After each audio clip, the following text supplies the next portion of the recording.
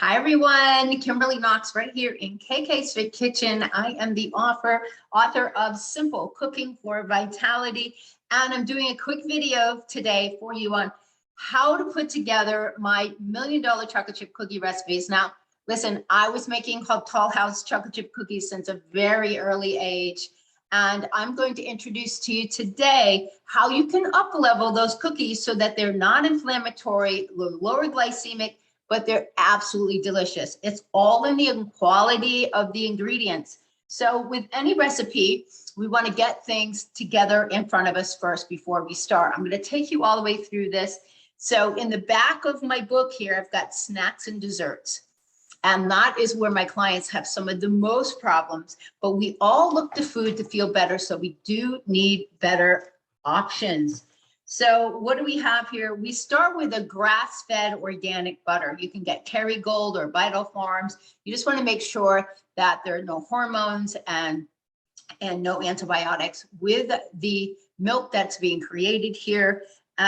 So that's where we start. We want it to be room temper so that we can cream it. My preferred way is just to cream this with a spoon. And you basically are just using the back of your spoon to cream the butter. With most cookie recipes, you're going to be starting with the oil or the butter, the fat, and you're going to be creaming it with the sugar, and you're going to be making a nice, smooth consistency. So for sugar, we use an organic coconut brown sugar, lower glycemic. The body recognizes all the nutrients from the coconut sugar. These are two brands that are my favorites. I kind of just, if I'm going to buy this, I'll just pour it back into this container. So these, this is sugar alternative. So it's not refined white sugar, and that's what we want. So the recipe is calling for, hold on, I forgot myself. I think it's a quarter cup. Yeah, it's a quarter cup. So I actually use a quarter cup plus a little bit of Vermont maple syrup. So you can up it to 1/3 of a cup if you don't have the maple syrup and go from there. So let's get out. So here we have our measuring here. So just add the sugar. And I'm just going to add a little bit of Vermont maple syrup to this, and we're going to cream that together. Okay. So in the recipe, it calls for 2 tablespoons. I added a little bit more coconut sugar, and this recipe will come out just terrific. So this is where you're just going to be creaming these ingredients together. A nice, smooth mix. Now, we're not using eggs in this recipe. We're using flax eggs, which was very new to me, very strange, because I mean, I grew up cooking with white flour, white sugar, eggs, and it took me a while to get used to new recipes. But this is just fantastic. So you want it nice and creamy, just like that. Now we're going to be making the flax eggs. Typically, I do that before, but I wanted to show you how to do it. You just take 1 tablespoon of ground flax, and you're going to be adding 3 tablespoons. So it's an equation of 1 to 3, and we want enough for 2. So 2 eggs. So 1 flax egg is equal to 1 tablespoon of ground flax and 3 tablespoons. So we're going to be adding in 6, and you just mix this around, and it gets nice and thick. So we'll just let this sit for a few minutes while we get the vanilla in. So vanilla, I prefer, you definitely want to use a pure, highest quality you can get, not vanilla flavoring, which is thick, and it is not pure vanilla. You want a Madagascar vanilla, or this organic pure vanilla extract is also excellent. So we are adding 2 teaspoons of this, which is fantastic. And we're going to mix this in, and I'm going to add in the flax as soon as that is thick. So let's get the vanilla whipped in here along with the flax eggs. Nice and fluffy. I prefer to do the cookies just by hand like this, not with a, you know, a big processor. So this is what the flax eggs look like. Now I keep my freshly ground flax in a jar. I also have fresh flax seeds. So I grind them in a coffee grinder. It's very easy. That way, you know, you're getting the freshest ground flax, and they're just popping with nutrients. That lignin in the flax seeds are so important. I think I just splashed a little. So we're just going to get this all in. So all of the liquid ingredients are going in here together, and we're whipping them up into a nice mixture. Okay, so for our flour, soda, the rest of it, very, very simple. We are using ultra fine, super fine almond flour. Why do I like almond flour? Well, we're also looking at carbs. Everybody's worried about carbs, but we don't want inflammation and we don't want a lot of sugar conversion. So if you look at the carbs on almond flour, you get 3 grams and there's 2 grams of fiber. So it literally has next to nothing as far as sugar conversion. So, and you know how healthy almonds are for you. So this is really excellent. We want 2 cups of the almond flour. So let's just get that together, and then we're going to put in the arrowroot. So you can just use the edge of a knife with this fork to straighten off the top. So we've got a whole 2 cups, and I like to use a deep bowl because we're not going to be sifting the flour like you may have been used to in the past. So you want to get the any big chunks that are out of it. So I like to use a nice big sturdy fork. That's excellent. Now, the reason that you need arrowroot flour with almonds is because it needs something to hold it together, because you basically just have, you know, grounded nuts. So in the recipe, I believe it says a 1/4 cup plus a tablespoon.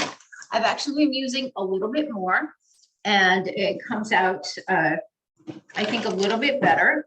So a 1/4 cup plus, then add in at least a couple more tablespoons. Okay.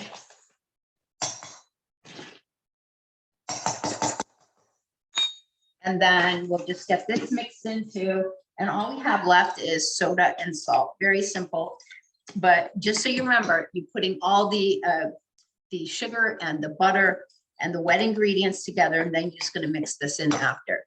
So I still use the Celtic sea salt for my baking. You just need 1/4 cup. So just pinch out some here. This is very powerful salt here. So that's fantastic. And we're going to be using a teaspoon. I believe it's a teaspoon of, no, just a 1/2 teaspoon. So a 1/2 teaspoon. Now you want to make sure that it's aluminum-free, premium quality baking soda. So that's why I buy the Bob's Red Mill. 1/2 teaspoon, add it in. So just gently put this all together. And I'm just going to clean up my area and then add this all in. Okay, great. So we have all of our dry ingredients together. If you're making a double recipe, you're going to want to do 1/2 at a time, but just dump it all in. So now we're just going to gently mix this together. And then we're going to be adding in the chips and the walnuts. Very simple, getting together in the center, bringing everything down.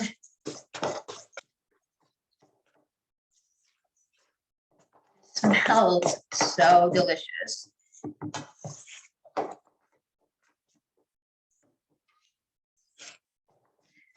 Beautiful. Now let's talk about the chips. Very important, because that's what people are really having the chocolate chips for. We're looking to food to feel better. That's why I have an entire section on snacks and desserts that are healthy, high energy, low glycemic, and better for the body, not inflammatory. So starting with getting back to human, their whole advertising campaign is about real coconut sugar, not erythritol or any other types, or just pure cane sugar. It is coconut sugar, which is lower glycemic, more natural. The body recognizes the nutrients. No soy lecithin, no sunflower lecithin. Those are thickeners. So I like these big gems. I also like 100% raw cacao. Now, Pasha brand is noted in my book. Oopsie. And this is what Pasha brand looks like. Anyway, I keep some of these in here. I have to order these on Amazon. And there's different types. So you can get the 65 or 55%. And then, so these are 100% raw cacao. So this is, if you look at the ingredients, you have to read them in the back. This is just raw cacao beans. So we're going to be adding some of these, which I keep in a nice container because I add them to different energy treats, because what you want is this raw cacao is stimulating this happy hormone that we're looking for. And then these big chunks of chocolate in there just give you the wow factor. Okay, so we want to add quite a bit. I think my recipe says, well, at least a whole cup and a quarter. So I don't hold back. I just use them by the handfuls here.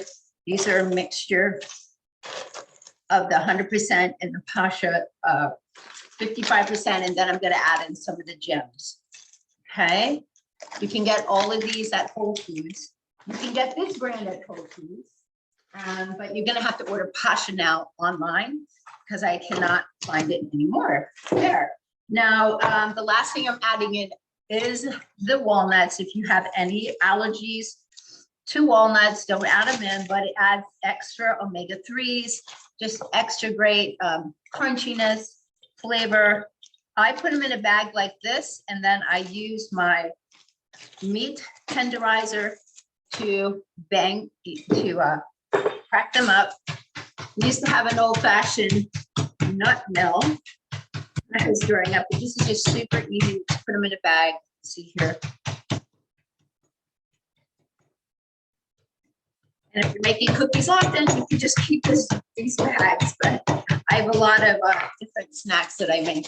So, and then we're just adding this to the recipe, and we're going to stir this up. Okay, get it all nice and combined. Now this is going to go into the freezer. I'm going to show you how I wrap it up, but I'm going to be taking some out of the freezer to cook. So this is perfect, and it's ready to be wrapped, which we'll do as soon as I come back.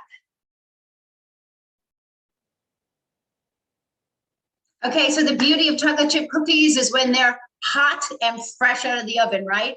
So I never cook the full recipe because no one wants these cookies sitting around and getting stale. Here's the genius behind this. I have these frozen in the refrigerator. They're big chunks of cookies. I'm going to show you how I make the log. You slice them up, and you're going to be putting them in here once they're cold enough. Now, the oven is already preheated, so I'm just going to be putting some onto parchment paper lined. This is a half sheet. So I'm just going to cook 4. If it's just you, you can use a smaller sheet and cook 2 in your little tabletop oven. So let's get these into the oven. We're going to set the timer for 11 minutes, and then I check them. Okay. All right, so now, and I have more. I just keep these in the freezer. It's perfect. They're delicious for an after dinner party treat. Adults love just a big chocolate chip cookie, and you can taste that it's different. Okay, so you're gonna rip off a nice piece of wax paper. You can also do this with parchment paper. So what you're gonna do is just gonna put some of the dough on here. 2 big scoops is great to start with because you want to be able to control it. And then you're going to use the paper to help you squish this into a line. I just use my hands like this, and then I roll it. So now you have a log, twist the edges, and this log goes into the freezer. You're just going to repeat this whole process until you've used up all that. You're probably going to make 3. The recipe will make about 20 cookies or so. All right, so stay tuned to when they come out of the oven. Okay, you're ready. So the timer just went off, but what I do is I give them a little tap because we cook these nice big chunks, and I just give them a little tap because you don't want to do it prior to. And then just to make sure they're perfectly brown, we're gonna leave them for 1 more minute, and then we will take them out and you can see how yummy they are.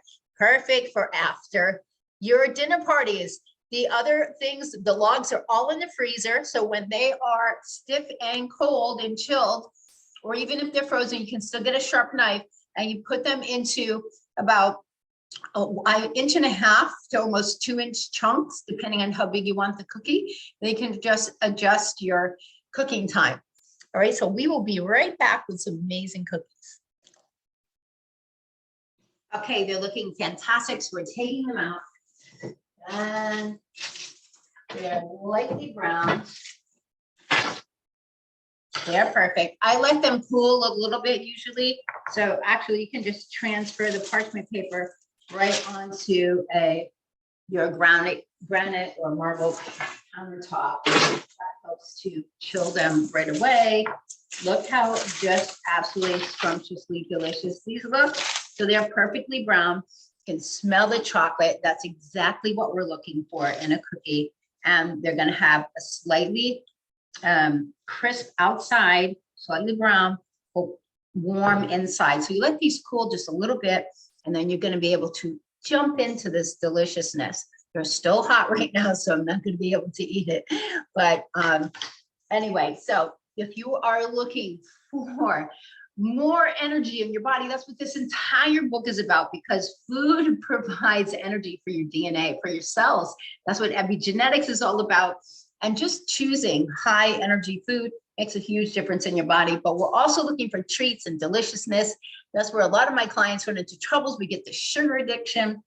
So in the back of the book is all these snacks, treats, and healthier alternatives, including the $1 million chocolate chip cookie. You can order this right on my website, In the Kitchen with KK, and I'm signing all of my first published books, Simple Cooking for Vitality. So I hope you enjoyed that quick video and you are inspired to make a better $1 million chocolate chip cookie for you and your family.